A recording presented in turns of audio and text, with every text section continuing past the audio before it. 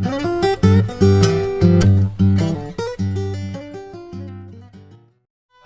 mohon informasinya masalah anak yang akan dioperasi atresia biliar ini, awalnya gimana proses-prosesnya, terus yang kami persiapkan apa aja, setelah itu nanti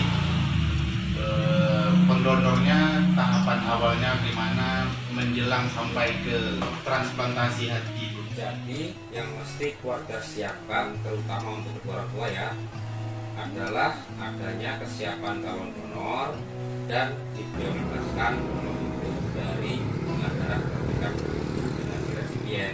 Kemudian kondisi anak memang harus dijaga betul ya, karena salah satu syarat supaya si anak nanti bisa sampai ke tahapan meja operasi itu ketika memang kondisinya baik, stabil, gizinya minimal cukup, tidak ada penyerta kondisi lain atau sakit lainnya yang menjadi pemberat. Jika ada, ya itu harus disembuhkan dahulu. Bagaimana supaya itu terpenuhi? Ya orang tuanya harus mengikuti semua anjuran-anjuran yang dokter berikan. Saatnya kontrol ya harus kontrol kayak gitu, supaya termonitoring terus nih kondisi si anak ya, untuk supaya kondisinya tetap baik hingga sampai ke meja operasi. Nah, ini banyak anak-anak yang harus gugur sebelum sampai tahapan ke meja operasi karena tidak adanya calon donor dan sulitnya membuat kondisi anak supaya stabil baik itu yang sulit ya. Tapi itu bisa diupayakan ketika orang tua memang disiplin kontrolnya ke rumah sakit kayak mengikuti saran dan anjuran dokter ya. Saya ambil contoh satu saja, gizinya kurang atau gizinya buruk, ya nggak bakalan direkomendasikan masuk operasi. Ada nggak standar persiapan yang sudah ditetapkan oleh dokter, misalnya tas ukuran badan, atau gizi? Ada nanti ukuran usia sekian, minimal lingkar lengan sekian itu ada. Nanti kan setiap kali kontrol kan ditimbang, diukur lingkar lengannya ya. Itu dari kesiapan si anak ya. Kalau untuk pendonor, untuk meminimalisir angka penolakan organ, maka diprioritaskan dari hubungan darah terdekat dahulu. Siapa ya? Artinya ayah atau ibunya kan bisa. Karena semakin dekat hubungan darah antara donor dan resipien, dimungkinkan angka kecocokannya akan semakin tinggi dan lebih memudahkan dalam mengurus kebutuhan administrasinya nanti. Dilihat dari kecocokan golongan darah dulu.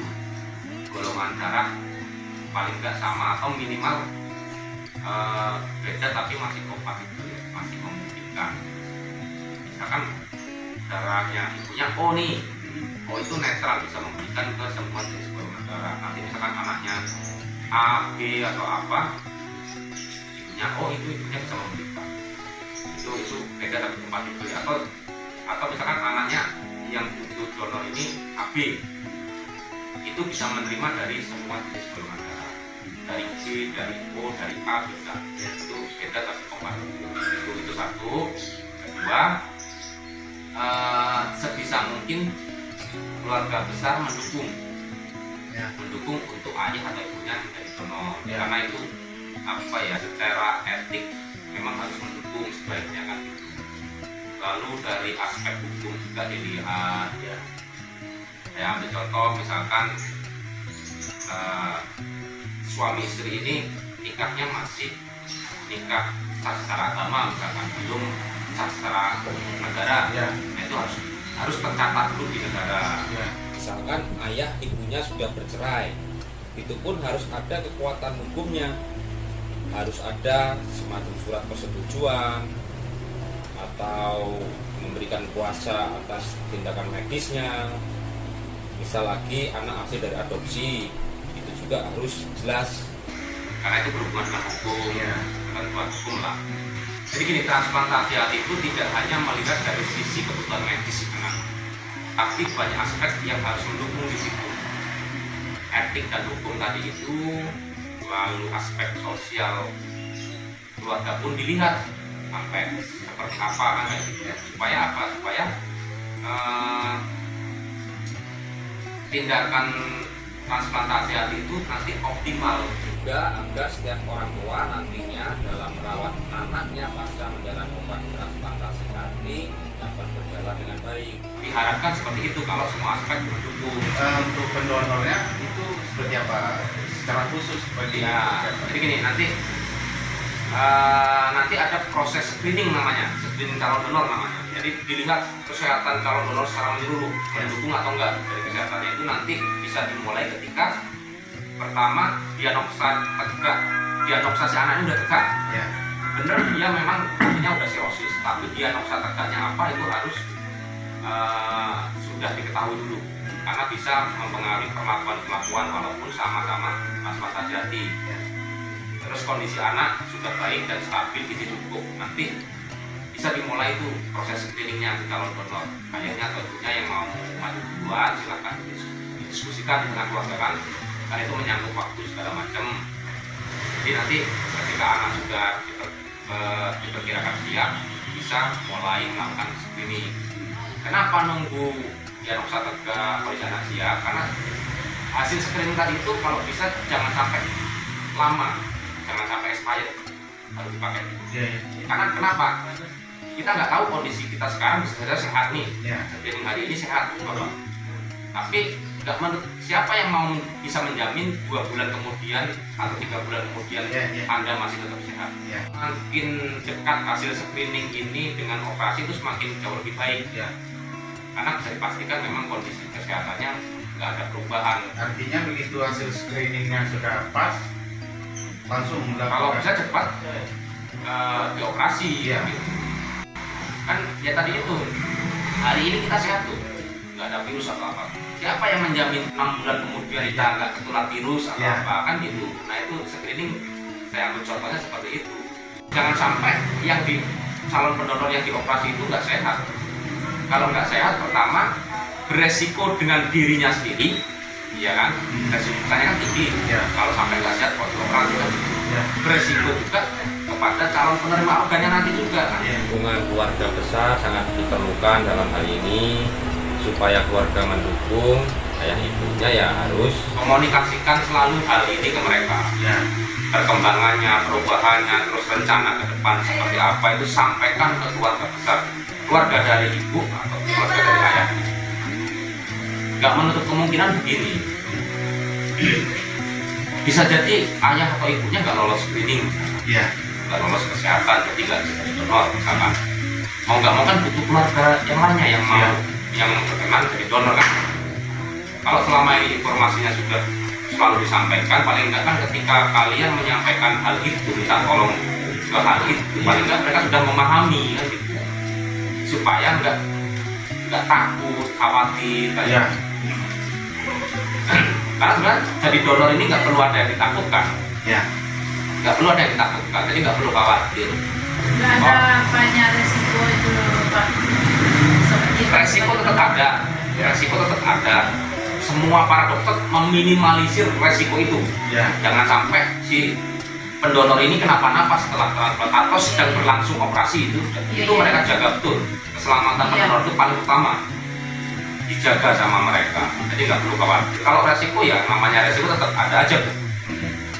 Apa resikonya pasti ada. Tapi kalau berbicara bagaimana sih orang-orang yang sudah mendonorkan hatinya selama ini semuanya aman, nggak ada masalah, bahkan mengeluhkan sedikit pun nggak pernah saya dengar itu.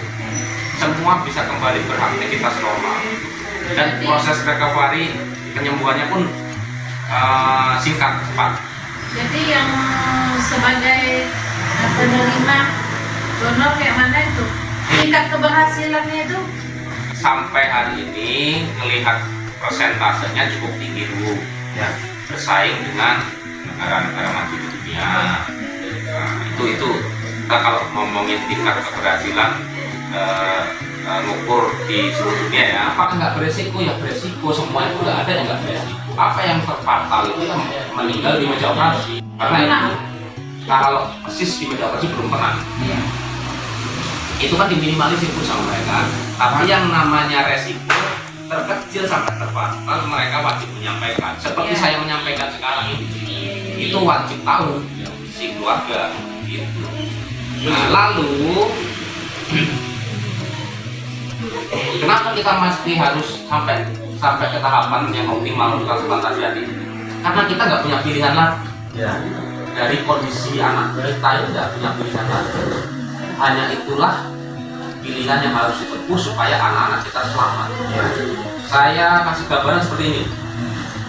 Ketika anak kita sudah dinyatakan gagal hati, baik itu kasus atresia ataupun kasus lainnya, artinya si anak itu butuh aktif transplantasi hati, ya, butuh hati baru. Seandainya kita tidak menempuh itu, tidak maju, harapan hidup si anak ini saya bisa katakan 0%, Pak. Ini secara medis ya. Ya. Saya bukan berbicara tadi Kuasa Tuhan. ini di luar kekuasaan Tuhan ya. Ini secara medis saya sampaikan itu. Jadi harapan hidupnya 0%. Tapi kalau maju ya bisa 0 sampai 90% lah katakanlah. Iya. Kalau maju, tinggal pilih saja yang mau jalan yang mana yang mau ditempuh. Ya, Nah kalau ada 0% sampai maksimalnya 90%, ya tadi itu ada resiko-resikonya. Kalau nggak ditempuh, udah jelas 0% harapan itu. Dan itu tinggal pilih yang mana buat. Jadi kemudian Pak Tri mohon diinformasikan juga masalah pembiayaan operasi atresia miliar ini awalnya seperti apa, jadi untuk anak yang akan dioperasi seperti apa, kemudian pendonornya biayanya seperti apa. Jadi tiap rumah sakit mungkin memiliki program yang berbeda-beda ya, memiliki kebijakan yang berbeda-beda dalam setiap pelayanannya. Kalau ngomongin layanan transplantasi hati, khususnya di sini, memang biayanya kalau sebenarnya mahal, tapi kalau di sini ada kebijakan dari rumah sakitnya untuk biaya operasi selama pasien itu katakanlah tidak mampu, biaya selisih dari apa yang dijaminkan jaminan kesehatan di negara kita ini bisa dibantu sepenuhnya sama pihak rumah sakit. Itu kebijakannya. Tapi untuk biaya screening calon donor memang keluarga masih mempersiapkan sendiri. Ya, untuk biaya screeningnya ya screening calon donor. Tapi kalau untuk biaya operasinya, kalau memang ada biaya selisih nantinya terus keluarga memang tidak ada kemampuan, sepenuhnya bisa dibantu. Itu kebijakannya seperti itu. Jadi tidak perlu khawatir. Tapi kami berharap seandainya ada keluarga pasien yang memiliki kemampuan, ya sebaiknya operasinya dilakukan saja di dalam negeri daripada uangnya dibawa ke luar negeri. Lebih baik buat membantu rumah sakit yang ada di dalam negeri jika ada biaya selisih yang dimaksud. Itu pun nantinya untuk subsidi silang membantu pasien lainnya yang tidak memiliki kemampuan. Atau misalkan tiap-tiap pemerintah daerah mau membantu untuk menjadi sponsor dari warganya jika ada ya selisih-selisih yang dimaksud. Kalau semua ini bisa berjalan, saya yakin layanan transplantasi hati di Indonesia ini akan mengalami cepat kemajuannya.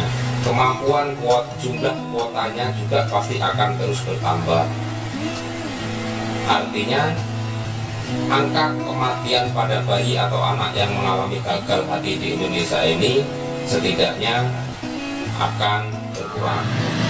Gambaran biayanya itu perkiraannya berapa Pak? Kalau screening sih sekarang harus kita siapkan minimal 60 sampai 100 juta per satu kandidat calon donor. Per satu kali calon donor. Iya, kenapa saya bilang ada minimal dan maksimal? Ya. Karena tiap-tiap donor yang screening ini kadang-kadang tindakannya berbeda, ada perbedaan-perbedaan. Misalkan ada keraguan satu tindakan, ngecek apa, dokternya masih ragu atau hasilnya masih ngambang, Ya. untuk perbandingan lain. Jadi tindakannya yang harusnya sekali tutup jadi 2 kali bahkan 3 kali. Jadi kan bisa membengkak biayanya. Ya. Jadi saya katakan ada minimal dan maksimal yang harus dipersiapkan, yaitu berapa? 60 sampai 100 juta. Misalkan di pertengahan udah habis separuh biaya misalkan, ternyata ada kesehatan yang nggak mendukung, gagal, harus cari donor lagi, ya mulai dari awal lagi biayanya dengan calon donor baru tadi. Iya. Itu semudah-mudahan sih screening ini pun bisa dijamin BPJS, mudah-mudahan gitu, dan cover juga.